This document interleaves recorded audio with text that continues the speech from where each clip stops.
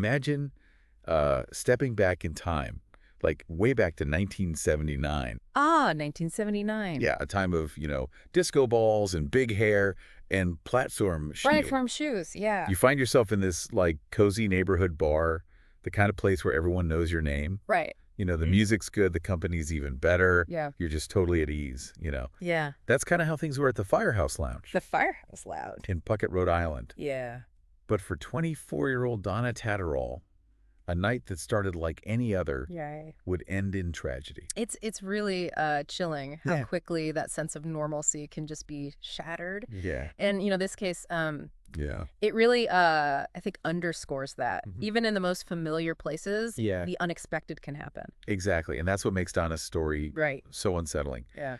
She was found dead behind the Firehouse Lounge the morning after that night out, leaving the whole community reeling. And we're diving into witness accounts and police reports, court transcripts today to try and understand what happened in those missing hours. Yeah. It's like piecing together a puzzle with some pieces missing. Right. But even those missing pieces can tell us a lot. Okay, so let's start with the piece of the puzzle that really set the investigation in motion, Okay. The eyewitness account of Frank Hamworth. Frank Hamworth? He was at the Firehouse Lounge that night, just like Donna. Okay. And he saw something that initially didn't, strike him as alarming. He spotted a man later identified as David Buzzballin. David Buzzballin. Carrying a woman down the alley beside the bar. Okay. Frank even called out to them, but Buzz just hurried along. It's, I think what's fascinating here is how our perception of events can change so drastically with context. Yeah. At the time, Frank was likely just caught up in the atmosphere of the bar, maybe assuming the best. Right. But after hearing about Donna's death, that same scene must have played out in his mind.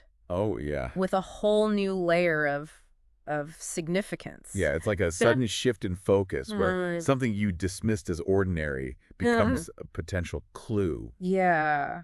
That must have been a chilling realization for Frank. Absolutely. And it really placed Buzz squarely in the crosshairs of the investigation.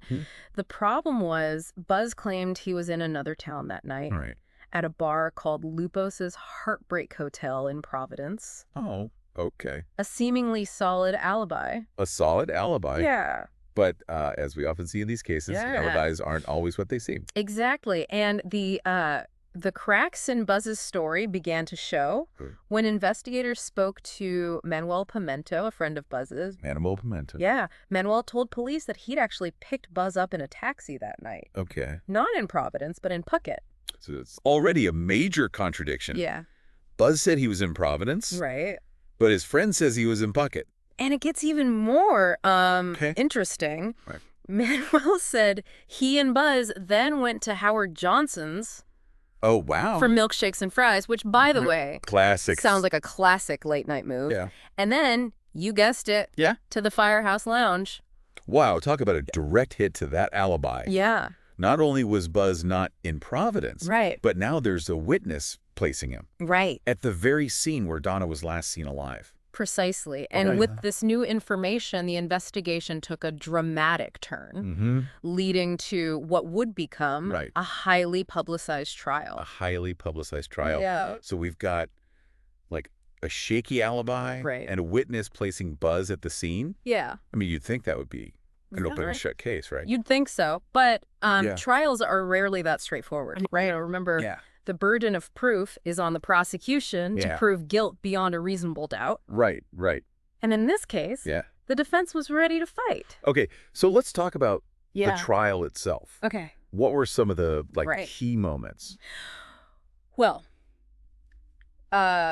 Frank's testimony was obviously crucial. Right. He took the stand and recounted what he had seen that night, describing how he saw Buzz carrying a woman who looked like Donna down the alley. Down the alley. The defense, of course, tried to poke holes in his story, questioning his memory, and suggesting he might have misidentified Buzz in the dimly lit alley. Right. It's like a classic courtroom drama. Yeah, exactly. With each side trying to sway the jury. Exactly. And then there was Buzz himself. Buzz himself? He actually took the stand Oh, wow. and denied everything. Oh. He claimed he wasn't even at the Firehouse Lounge that night, Okay. sticking to his story about being in Providence. Right. But remember Manuel's testimony Right. about the taxi ride and the Howard Johnson stop Yeah. directly contradicted Buzz's claim. So how did the jury Yeah, make sense of all these, like, Yeah. conflicting accounts? right. Did they believe Buzz? That's the million-dollar question. Right. Remember, a not guilty verdict Yeah. doesn't necessarily mean that the jury believed Buzz was innocent. Yeah. It just means they didn't believe Right. the prosecution had proven his guilt Okay. beyond a reasonable doubt. So maybe they had some doubts about the Yeah. reliability of the witnesses, or... It's certainly possible. Yeah. We can only speculate, of course. Right. But perhaps the defense was able to create Yeah. enough reasonable doubt in the minds of the jurors to lead to that not guilty verdict. And as you can imagine, that verdict sent shockwaves through the community. Absolutely. People were left wondering if justice had truly been served. Yeah, the case went cold. Right. The years pass. Yeah. But the memory of Donna Tatterol and the questions surrounding her death Right. lingered in Puckett. Decades passed. Yeah. Case went cold. Right. But the memory of Donna Tatterol lingered. Then in 2019, Yeah. Detective Sue Cormier Sue Cormier. decided to take another look. Right. What prompted her to, like, reopen this cold case? Well, I think for Detective Cormier, Right. it was about more than just solving a puzzle. It was Mhm. about seeking justice for Donna Yeah. and offering some sense of closure Hmm. to her family and the community. Mm-hmm. And thankfully, advancements in DNA technology Hmm. offered a glimmer of hope. Right. DNA testing has revolutionized how we investigate cold cases. Absolutely. So Yeah. Detective Cormier went back to the original evidence, Yeah. hoping to find something that could be tested. She was able to locate the physical evidence Okay. from Donna's sexual assault examination. Mm-hmm. Unfortunately, some of the samples were too degraded Oh, wow. to yield usable results. That must have been a setback. It was, Yeah. but Detective Cormier didn't give up. Okay. She began exploring options Yeah. for more advanced testing, Right. even if it meant seeking funding for a private lab. Wow. And while the pursuit of forensic evidence was crucial, yeah. she also understood Yeah. the importance of human connection. What do you mean by that? Well, she Yeah. actively engaged with the community, Okay. using social media to keep Donna's story alive Okay. and encourage anyone with information to come forward. Even Yeah. after all those years, Yeah. she believed someone might hold a piece of the puzzle. And it sounds like that approach paid off. It did. Yeah. A confidential informant Yeah. reached out to Detective Cormier. Wow. This person had been just a teenager Oh. when Donna was murdered. Yeah. And they claimed to have information about Buzz Oh. that could potentially shed new light on the case. Well, that's what I call a break in the case. It certainly is. The Yeah. details of the informant's information right. are still under wraps Okay. as the investigation is ongoing. Mm-hmm. But Detective Cormier has hinted that it could be significant. So even after 40 years, Right. there's still a chance Yeah.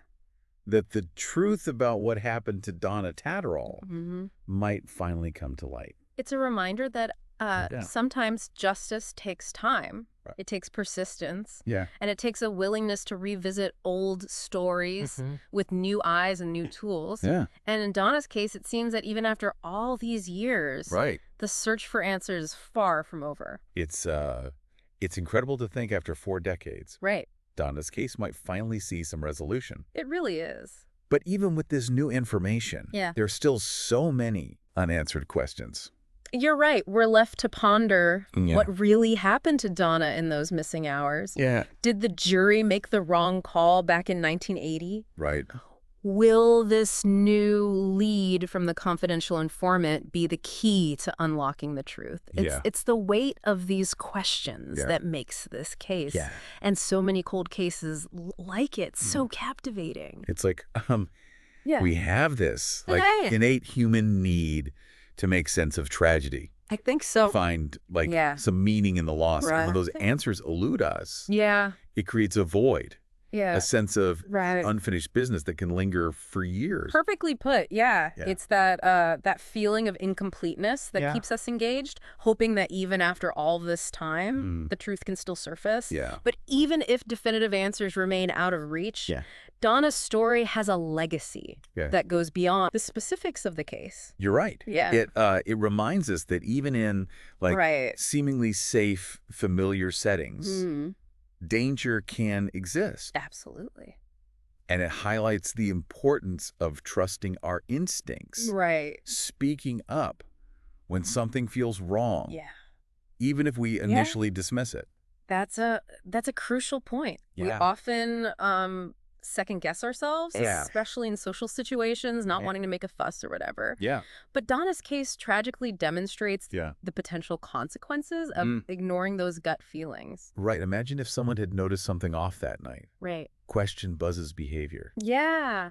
Or Donna's disappearance. Right. Could things have been different? It's impossible to know for sure. Right. But it's a chilling thought. Yeah. Donna's case serves as a powerful reminder to be vigilant, to look out for each other, and to never hesitate to speak up when something seems amiss. Precisely. And if any of our listeners have any information about Donna Tatterol, no matter how small or seemingly insignificant, we urge you to contact the Puckett Police Department, even after 40 years. Right. The smallest detail could be that missing piece of the puzzle. Absolutely. You can reach them at 401-727-9100. Yeah. And there's also the Rhode Island tip line at 877-RI-SOLVE. Okay. That's 877-747-6583. As we wrap up this deep dive, I keep thinking about Donna. Right. She was, just starting her adult life full of hopes and dreams. Yeah. And it was all cut short that night at the Firehouse Lounge. It's a heartbreaking reminder of the fragility of life and the importance of cherishing every moment. Absolutely. Donna's case may be cold, but her memory lives on in Puckett, and the search for answers continues. And for everyone listening, let's carry that message forward. Okay. Pay attention. Trust your instincts. Yeah. And never underestimate the power of speaking up. Right. You never know when your voice might make a difference. Well said. That's our deep dive for today. We'll be back next time. All right. With another case, another story that'll keep you thinking. Sounds good. Until then, stay curious, stay informed, and as always, keep asking questions.